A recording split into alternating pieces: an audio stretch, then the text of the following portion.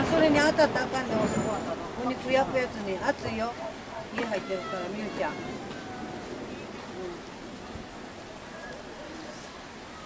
よし。なんか、大きいの。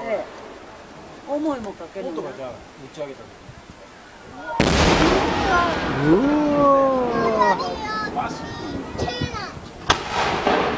これも大きいわ。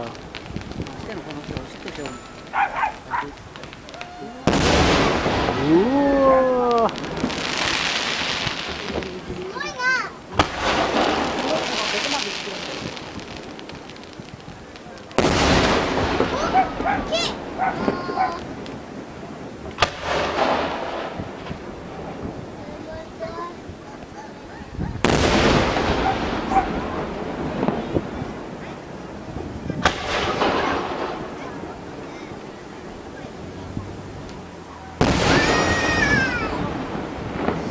思わぬね、出来事やったね。ほら。